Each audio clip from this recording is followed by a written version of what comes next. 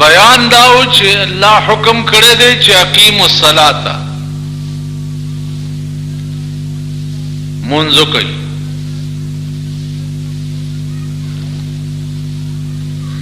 उस दा वजन और दे जोर अंदाजा बा पर दुनिया के हो दे खल्क तने लगी।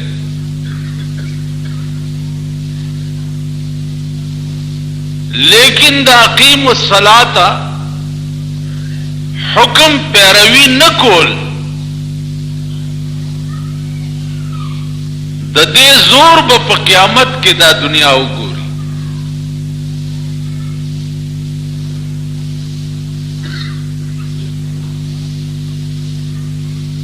और दुमरा जोर बई चे द यौ मुंस पाइवस के बा अविया जरा काल सड़े पर जहन्नम की प्रूत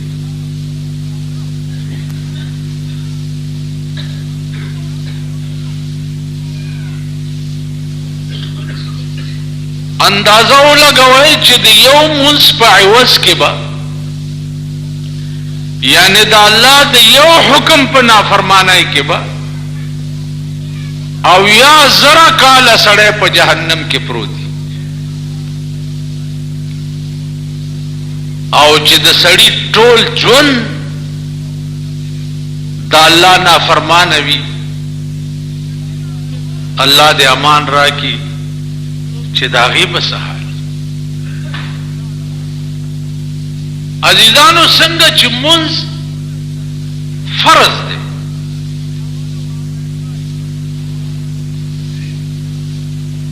फर्ज दा माना दे चिदा कति हुक्म दे बस दा बके पवलाड़े नशिकोले पनास्ते बेके पनास्ते नशिकोले पमलास्ते बेके प इशारा बेके हुके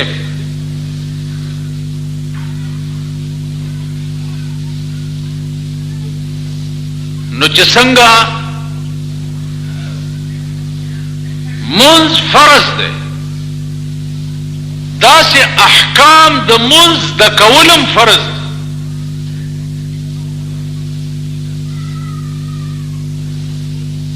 जरूरियात द मुंज चिदीदा द कवलम फर्ज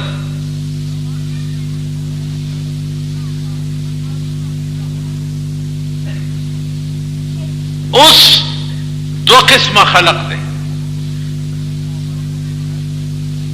यो किस्म खलक दासे दे चाड़ू मुंस पीजनिमना कईयमना वगैरह यो किस्म खलक दासे दे चिमुंस कई लेकिन अगीता अहकाम द मुंज न वर्दी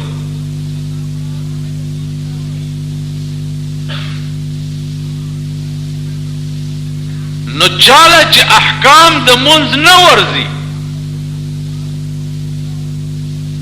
नो द दुई मुंज ना किस्ते जकच यो फर्ज खुद पूरा क्या द बल फर्ज द जुर्म इर्तिकाब के लगे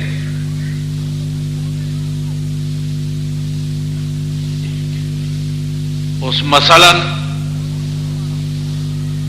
मानजद पारा लोया मुकदमा चदा आगा दस्ते उस अवदस के 100 फर्ज दी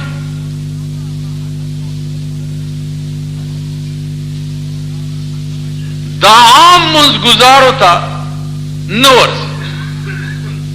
अवदस के फर्ज सूदी या अवदस के वाजिब सूदी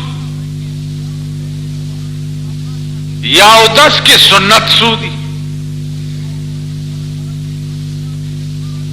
दानवर्जी उस दानवर्जी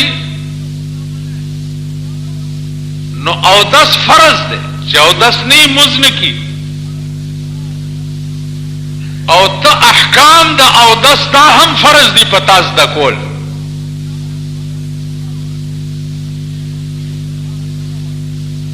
नो दे यो फर्ज خو ته مرتکب شوي، بل فرض ته تارک شوي، تا نه د زده کړې نو د هغې به سزا تا ته ملاوي. نو احکام د اودس چې دي دا هم فرض دي. د هغې تفسیر قرآن کړی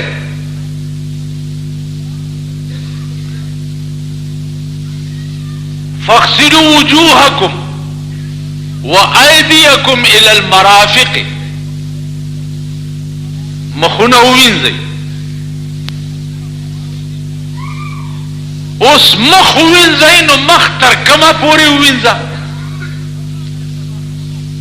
د مخ ایریا څومره ده؟ نو زما دې توبه ای بعضې سړی په دې اودس ځایونو کې چې وګورئ دا لپه چې راده پکې شړاپ بشي دې مخ ته بیا راواچي او ورسره به بیا لوند لاس په سر هم وهي او په دا مرۍ به هم وهي خو څه لوی په قهر اخته یي نو نج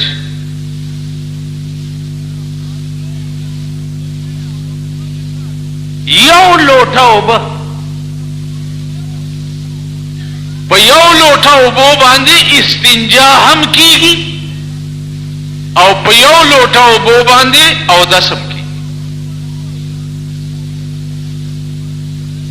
د مخ ایریا دا د تندي ټوکېدلي ویښته چې دي دې ځای سره داسې راځه د غوږ تر دې دې ځای ته څه وایي؟ نو زما عزیزانو غلط منځ چې دی دا به خدای څنګه اخلي په قیامت کې او تعالی به په جنت درکوي؟ څنګه به چې ستا مونځ غلط دی، ستا اودس غلط دی، بلکې دنیا په غسل کې ګرځي، دنیا په غسل کې په غسل کې کم سیزونه فرض دي دا ښځې او نر پې پوه نه دي. تاسو تجربه وکړئ زنانه چې لامبي د هغې سر کې کمسۍ وي او د سر د پاسه اوبه واړئ په ځان باندې او جامې واغوندي. اوس مسله څه ده؟ مسله دا ده چې ښځه به په سر دومره اوبه اچي چې د سر د ویښتو بیخونو ته اوبه ورسي،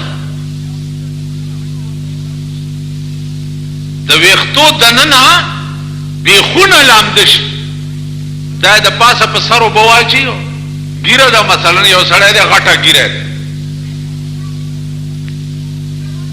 او ته غسل کوې نو لون لاس به په دې مخ او ګیره کې وهې چې دا د مخ سرمن دې لمده شي.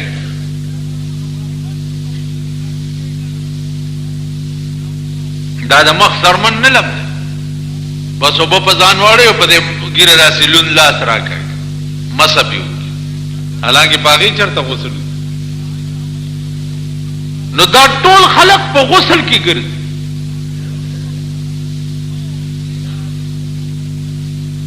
منځونه په غسل کې کوي ځکه چې د اودس او د غسل طور طریقه نه ورځي زده کړې نه ده. تاسو د ملاتوب دنیا ته کراشئ د اودس او د غسل او د منځ فرایض په دې باندې سونه کتابونه ډک دي سونه. زب خداوند چې هر یو ملا هم پې نه پوهېږي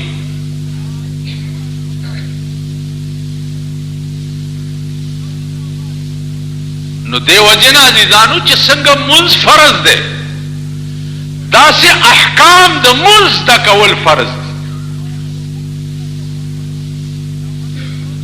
نو احکامو د منځ کې یو اودسم د اودس طور و طریقه زده کول دا فرض دی. اوس تاسو چې په اودس کې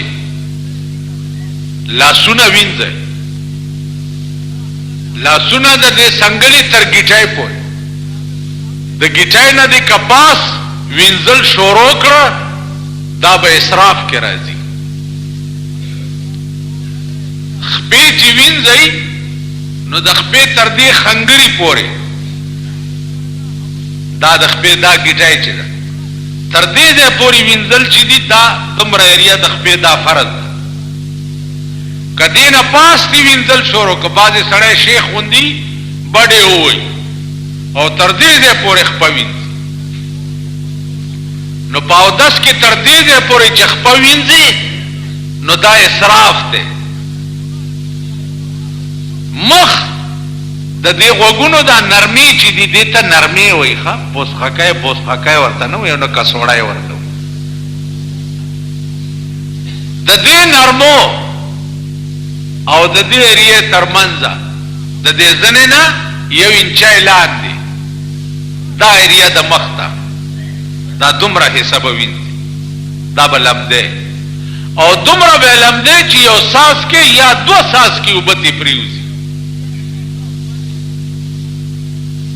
تاسو هر یو سړی چې اودس کوئ د 100 اودسونو اوبه یو سړی په اودس لګوئ، دا اسراف دی.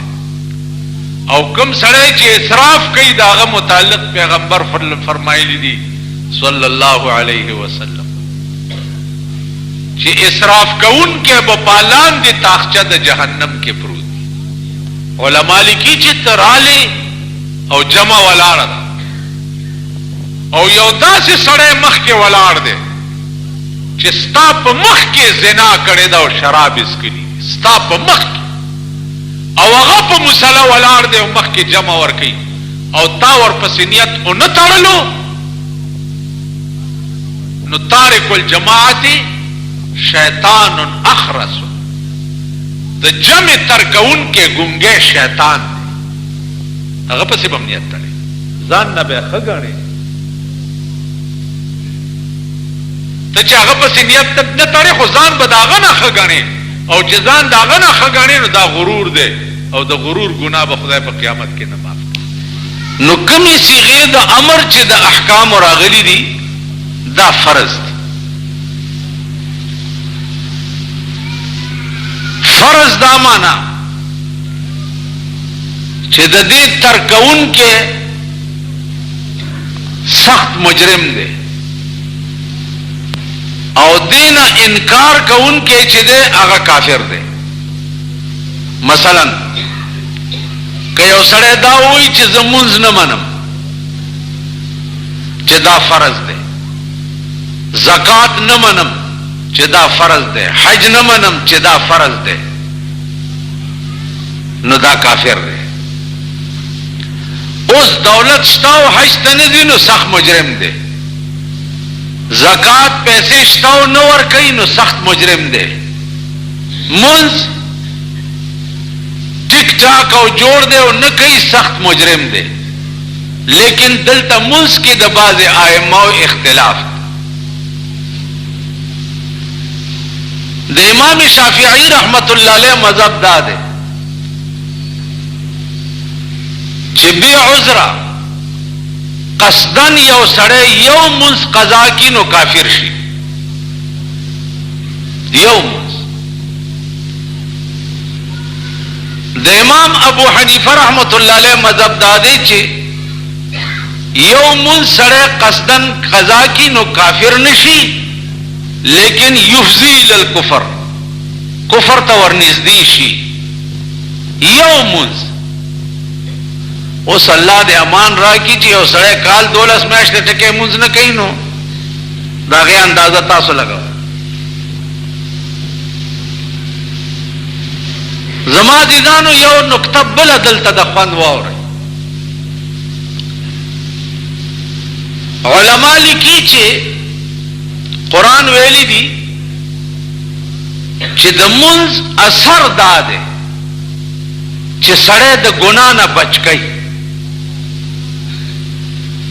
دا قرآنی فیصله ده. ان الصلاة تنهى عن الفحشاء والمنکر. منځ چې دی دا سړی د ګناه نه او د بدۍ نه بچ کوي. نو د مقبول منځ اثر دا دی چې ګناه به نه کوي. منظم کې او ګنام کې د دې دا معنا چې ستا دا منځ چې دی الله ته مقبول نه دی.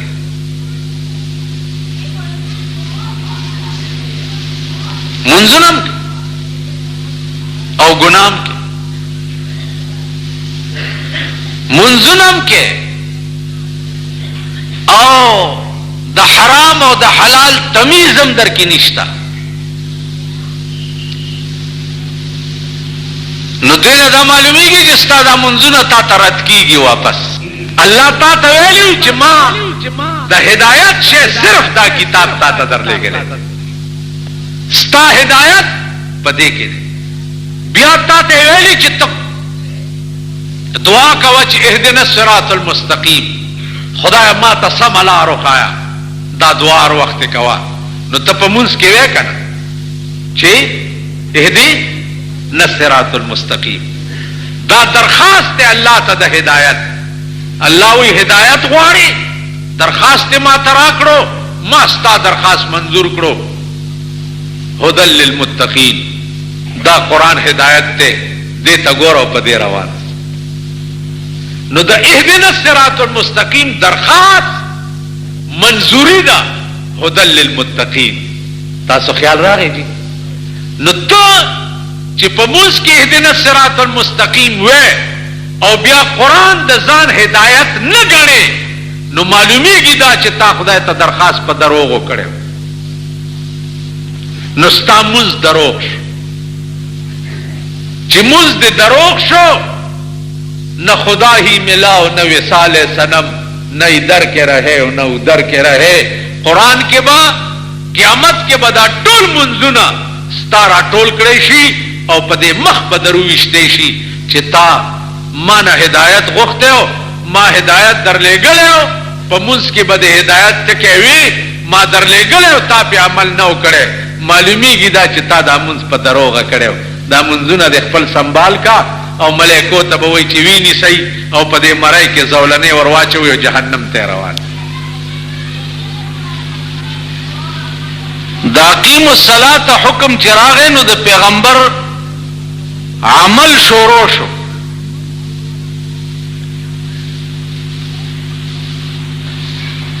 مثلا سحر 2 رکعات فرض، 2 سنت، ماسپخین 10 رکعاتا، مازیګر 4، ماښام 5، ماسخوتن 9. د پیغمبر عمل دا شروع شو او هغې نه بعد کم خلق به چې نو وارد مسلمانانو، هغې ته به قولی طور پیغمبر دا درس کول.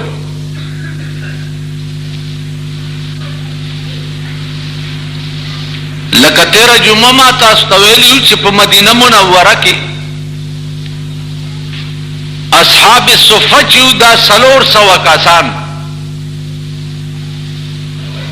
دا طالبان او د دې لوی مدرس چې هغه رسول الله صلی الله علیه وسلم. د طالبانو با احکامات د دین چې دي هغه د پیغمبر نه زده کول.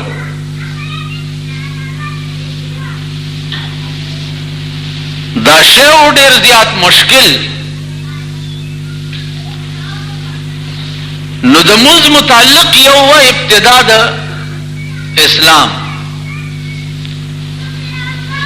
او یو بیا انتها د اسلام. ابتدا د اسلام کې به چې سړی په موږ باندې پیغمبر ودرولو،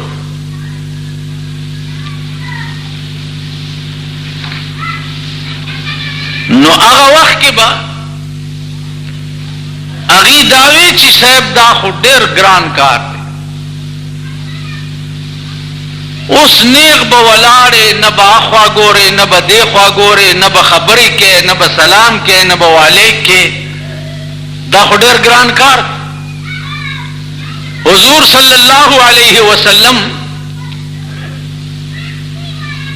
وقتی طور مصلحتن اغي ته دا اجازت مکو چې تاسو کا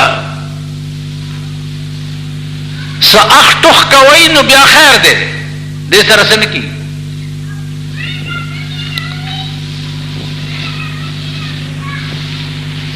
عزیزانو په دې رنگ باندې احکامات اسلامی چې دي د صحابه پر رګ و ریشه کې رسول الله صلی الله علیه وسلم دننه.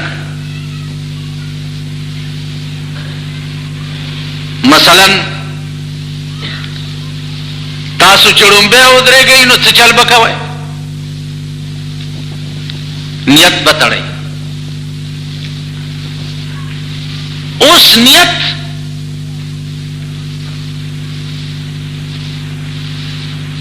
عربی کې د زړه قصد او ارادې ته وایي. زړه کې چې د څه شي قصد وکړي دې ته نیت وایي. نیت په عربي کې دا په ژبه ویلو ته نیت مې وکړه د خلاص او 2 رکعاته مونځ، دا دومره لویه قصه چې ده. نیت عربي کې دې ته نه وایي. نیت په عربي کې د زړه قصد او ارادې ته وایي. لکه ایمان څه ته وایي؟ ایمان په عربي کې تصدیق ما جاء به النبي ته وایي. ایمان معنا ده چې ته تصدیق وکړې د هغه شي چې پیغمبر د الله نه کوم شی راوړی دی، دې ته ایمان وایي. اوس دا مونږ چې ځان ته ایماندار کوو نو دغه ایمان لفظي ترجمه هم دا خلق پوهیږي نه. ایمان وایي تصدیق ما جاء به النبي. یو اسلام دی داغه بل معنا ده بیا، او یو ایمان دی نو د ایمان معنا ده تصدیق ما جاء بالنبي. اوس نیت په عربي کې د زړه قصد او ارادې ته وایي. ته چې ودرېږې او په زړه کې دا قصد وکړې چې زه د جمعې مونځ په د امام پسې مخ مې د کعبې طرف ته، زړه کې دا قصد وکړې او الله اکبر وکړې، دې ته نیت وایي. په ژبه باندې نیت تړل چې دي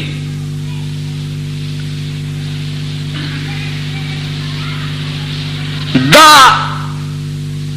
د علماء متقدمینو نه غالبا منقول نه دي. په ژبه نیت تړل دي رستو علماء بیا ویلي دي چې چونکې د خلقو ذهنونه منتشر دي او پراګنده دي، د دې وجه نه دا په ژبه نیت چې وتړي نو ذهن به متوجه او فکر به یې ورته.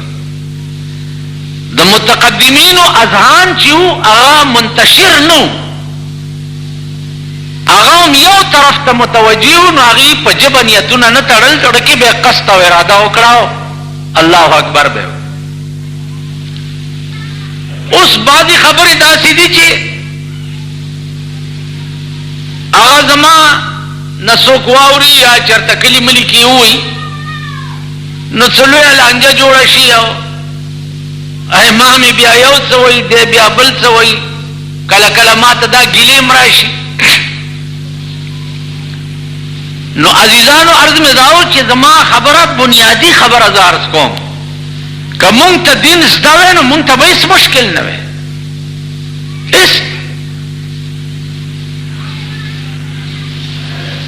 اوس پیغمبر فرمایي چې تاسو الله اکبر به ولې وایي؟ ځکه چې دا الله اکبر تکبیر تحریمه ده. دې دې تکبیر ته تکبیر تحریمه ځکه وایي چې په ده څومره څیزونه حلال وو هغه ټول پې حرام شو او خدای ته ودرېد، نو دې تکبیر ته تکبیر تحریمه وایي.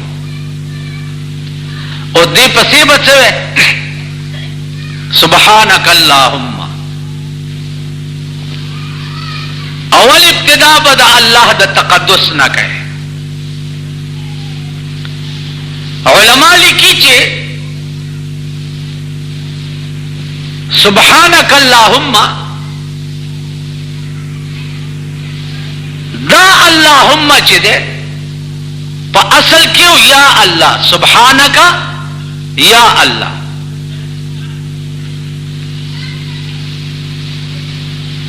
نو دې کې اوس اعلال شو. سبحانک اللهم نا د یا الله نه اللهم شو. عربی قانون دا ده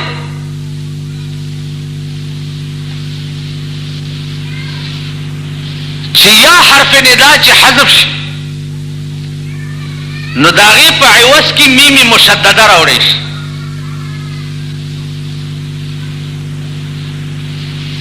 دلته یا الله کې یہ حرف ندا ده او حرف ندا سره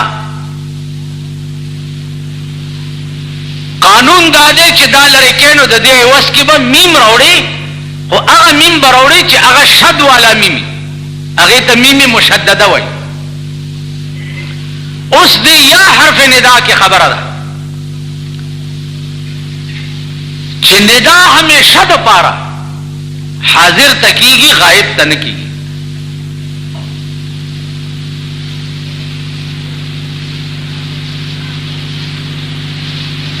غائب کتا په حرف ندا سره حاضر فرض کو چې زه په دې حرف ندا دی غائب ته آواز کوم، دا ما ته حاضر دی، نو دا کفر او شرک دی. ځکه چې هر وخت حاضر په هر ځای کې موجود، په هر وخت اوریدونکی او هر وخت ویښ، دا صرف د خدای ذات دی. په دې صفت باندې د الله نه سوا بل څوک موصوف نه دی. نو عزیزانو عرض مې دا و چې د خدای ذات وپېژنئ.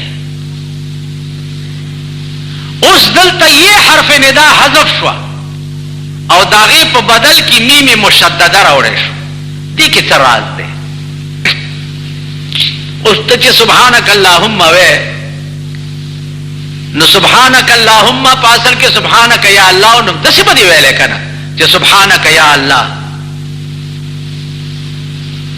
وبحمدک وتبارک اسمک وتعالی جدک ولا اله غیرک.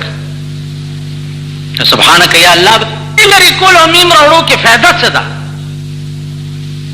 علماء لیکي چې دې کې فایده دا ده، دې ترجمه ته اوس ګورئ.